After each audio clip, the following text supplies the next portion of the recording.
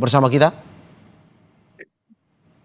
Masih, Mas. Oke, Pak Muhari, seperti yang tadi kita juga ngobrol ataupun mendapatkan laporan dari jurnalis kami di lapangan di wilayah Agam Sumatera Barat. Mungkin ini juga bisa menjadi keterwakilan dari beberapa wilayah di dua provinsi lainnya, di mana masih ada wilayah terisolasi. Kalau dari BNPB sendiri hingga saat ini mungkin ada data yang dihimpun oleh BNPB. Berapa sebenarnya jumlah wilayah terisolasi dan kondisinya seperti apa saat ini? Apakah memang masih betul terisolir tidak bisa dilalui sama sekali atau bagaimana sebenarnya?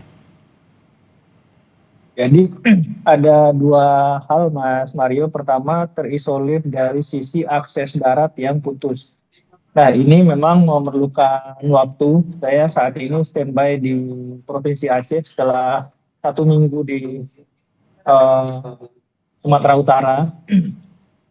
Kami untuk Provinsi Aceh, misalkan sebelum nanti saya masuk ke Sumatera Barat, itu masih ada 3 kabupaten yang akses daratnya belum pulih, yaitu Aceh Tengah, Benar Meriah, dan Gayo Luas. Tetapi untuk distribusi logistik itu tidak ada lagi yang namanya daerah terisolir, karena kami menggunakan unit satuan udara untuk menjangkau seluruh kabupaten kota di 3 provinsi. Jadi saya ulangi, untuk distribusi logistik tidak ada satu kabupaten kota pun yang belum tersentuh. Saya bisa pastikan unit satuan udara kita sudah mendropping logistik ke seluruh kabupaten kota terdampak. Tetapi permasalahannya, Mas Mario, memang untuk tonase kebutuhan logistik yang bisa kita dropping dari udara, itu tentu tidak semaksimal jalur darat. Saya ilustrasikan, kalau jalur darat itu satu truk itu bisa 10 hingga 15 ton sekali sorti, sekali jalan. Sedangkan dengan jalur udara itu dengan heli itu rata-rata 800 kg. Dengan karavan, pesawat fixed wing karavan itu rata-rata 1,5 ton. Jadi memang tonasenya tidak seoptimal darat, tetapi kita punya keuntungan dengan bisa memperbanyak sorti. Artinya kalau jalur darat itu butuh 1 hari perjalanan misalkan, maka dengan heli itu butuh cuma misalkan 2 jam perjalanan, sehingga sorti bantuan meskipun hanya 1,5 ton itu kita bisa tingkatkan 2-3 kali. Nah ini untuk sorti logistik, sekali lagi kami pastikan tidak ada kabupaten kota yang belum tersentuh. Nah kemudian untuk energi, energi ini ada dua. Yang paling utama sebenarnya yang dibutuhkan masyarakat, pertama listrik dan kedua BBM. Untuk listrik memang ini juga karena akses darat belum pulih di beberapa tempat, termasuk juga Palembang itu masih putus jalur Padang Bukit Tinggi. Sebenarnya nanti bisa ditempuh dari jalur dari Bukit Tinggi ke Agam via jalur alternatif. Sebenarnya nanti ini akan diupayakan oleh pemerintah daerah. Tetapi solusinya seperti halnya dilakukan oleh PLN di Aceh Tamiang, itu dropping genset sementara. Untuk Aceh Tamiang via jalur darat itu sudah dilakukan dropping hampir beberapa ratus genset yang saat ini sedang dalam proses distribusi ke kantong-kantong penduduk yang sedang mengungsi. Kami akan pantau lagi angkanya, nanti saya akan sampaikan. Hal yang sama itu juga akan dilakukan PLN untuk Kabupaten Agam. Tadi disampaikan bahwa PLN akan mendistribusikan setidaknya 60 genset yang sementara mungkin bisa dilakukan dan dioptimalkan. Memang kalau ditanya cukup, pasti belum cukup, tetapi bisa kita optimalkan di beberapa tempat kantong-kantong pengungsian agar bisa menggunakan listrik ini untuk keperluan-keperluan yang benar-benar penting. Selain itu, akses komunikasi tadi disampaikan. Ini juga menjadi prioritas, Mas Mario, bahwa Ya, akses komunikasi dan Komdigi itu disampaikan sudah mulai 80% pulih, tetapi tentu saja di tempat-tempat tertentu nanti saya akan berkoordinasi dengan tim kita di Sumbar agar unit Starlink yang masih ada itu segera kita tempatkan di Palembang agar ini masyarakat juga bisa menggunakan sebagai akses komunikasi. Mas Mario. Oke, Pak, jika memang sudah tidak ada lagi wilayah yang terisolir ataupun maksudnya tadi bisa dimasuki oleh bantuan ya, baik itu secara darat maupun secara udara.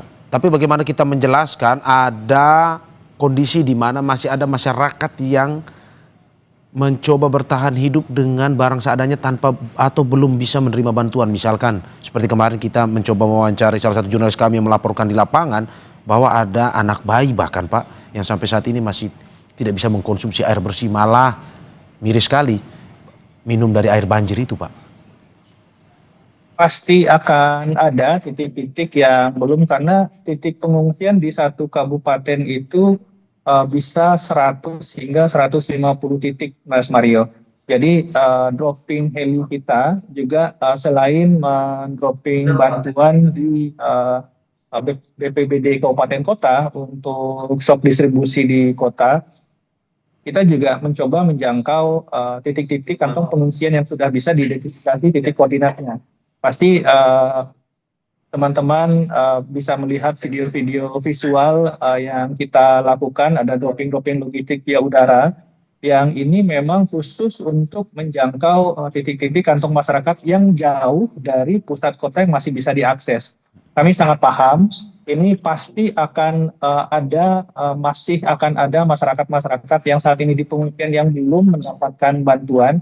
Ini akan terus kita update koordinatnya melalui pemerintah daerah, dan kita akan kejar itu Mas Mario, karena unit satuan udara kita juga di 3 provinsi ini sudah bertambah dan pasti akan bertahap, tetapi kita pastikan itu akan setiap kali ada kita menerima koordinat, maka kita akan kejar hari itu juga untuk bisa dropping logistik, Mas Mario. Ya, oke. Pak, ini kita juga mengerti bahwa mungkin saja dari seluruh wilayah yang begitu luas, dari BNPB sendiri dibantu oleh TNI Polri maupun juga masyarakat, itu juga bahu-membahu untuk memberikan sumbangan. Tapi Pak, ada juga cerita di mana ada daerah yang sampai saat ini, misalkan pasokan logistiknya itu hanya bertahan hingga 3 hari Pak. Walaupun sebenarnya pasokan logistiknya itu juga tidak mencukupi sebenarnya.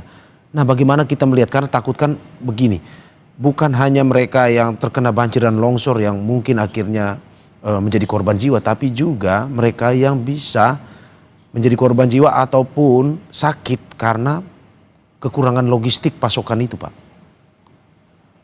Benar Mas Mario, jadi tadi saya sampaikan satu kabupaten kota itu ada sekitar, yang data kita yang sudah ada koordinatnya itu ada sekitar 100 hingga 150 titik pengungsi.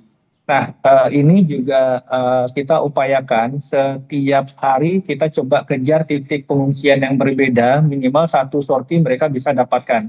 Nah, kemudian di setiap titik yang sudah kita dropping, maka kita akan rencanakan lagi untuk dropping 2 hari berikutnya sesuai dengan estimasi tonase yang kita drop pada hari sebelumnya. Nah, ini sudah masuk dalam rencana operasi harian kita. Kemudian kita juga mengejar setelah kebutuhan-kebutuhan 1-3 hari ini terpenuhi, kemudian kita akan mengejar lagi titik pengungsian yang belum tersentuh misalkan. Dan satu hal Mas Mario, bahwa heli kita itu penuh pada saat berangkat, kosong pada saat pulang. Nah pada saat pulang ini sudah 2 kali kami menggunakan untuk angkutan orang. Kami sudah memindahkan 2 orang ibu hamil yang membutuhkan pertolongan lebih lanjut di rumah sakit yang lebih baik, itu dari 2 kabupaten ke Banda Aceh. Jadi ini kita optimalkan Mas Mario, heli kami membawa logistik berangkat, kemudian membawa pengungsi pulang. Jadi untuk pengungsi-pengungsi yang memang membutuhkan perawatan di rumah sakit yang lebih evakuasi warga yang memang membutuhkan. Sudah kita lakukan 2, Mas. Oke. Ada 2 yang kita pindahkan ke Banda Aceh. Oke. Pak Muhari, masih ada beberapa pertanyaan yang mungkin ingin kita tanyakan ke Pak Muhari terkait dengan pasokan logistik, belum lagi juga soal rentang waktu ini, perbaikan dan juga evakuasi yang dilakukan, jalur akses daratnya seperti apa, telekomunikasinya seperti apa. Tapi tahan sebentar Pak. Kita akan kembali selesai jeda berikut di Breaking News Kompas TV.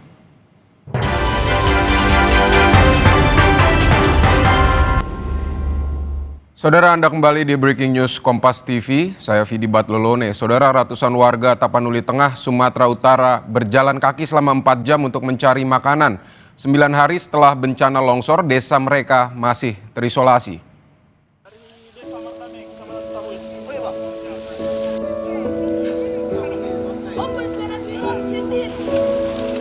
Warga Kecamatan Sitahuis, Tapanuli Tengah yang masih terisolasi akibat bencana longsor berjalan kaki ke desa terdekat untuk mencari bantuan. Mereka berjalan kaki selama 4 jam untuk mencapai desa terdekat di Kabupaten Tapanuli Utara. Berjalan dengan perlengkapan seadanya, sebagian tanpa alas kaki, melewati puluhan kilometer jalan yang tertimbun longsor. Belum ada dapat bantuan? Enggak ada, Belum ada. Yang dari udara yang dijatuhkan seperti apa, Ibu? belum dapat. Belum dapat. Di mana desanya, Ibu? Desa Ketimbun, Kecamatan Sitahuis. Mereka bertahan dengan sisa bantuan sosial yang masuk sebelum bencana, menjatah semua warga untuk memperpanjang masa persediaan. Semakin menipisnya persediaan, warga memutuskan untuk berjalan ke desa Pagaran Lampung 1 di Tapanuli Utara, desa terdekat dari pemukiman mereka yang saat ini sudah bisa dilalui mobil untuk menyalurkan bantuan. Kami dari pagi jam 7 sampai 11 menelusuri jalan yang rusak. Sampailah kami di Taput Persikaman jam 11. Jadi sampai sekarang kami belum menerima apa-apa. Jadi kami minta tolong biar agar semua masyarakat bisa memperhatikan kami dalam kondisi bencana ini. Kami ini semua belum makan karena kami bawa dari kampung nggak ada apa-apa.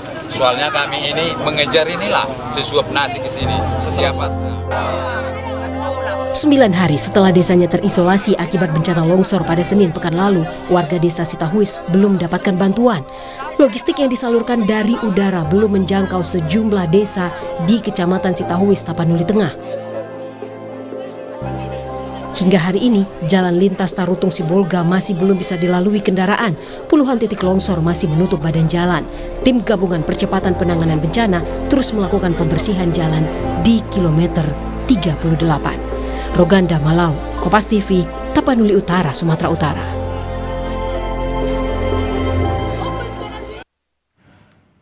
Saudara, kita akan kembali berbincang dengan Abdul Muhari, Kapusdatin dari Badan Nasional Penanggulangan Bencana atau BNPB. Pak Muhari, masih bersama saya? Terima kasih, Mas. Oke, masih di Kompas TV. Saya Vidi Batlolone, Pak. Singkat saja, Pak. Ini tadi sudah di berita sebelumnya kita sudah lihat masih ada sejumlah warga yang masih belum menerima bantuan.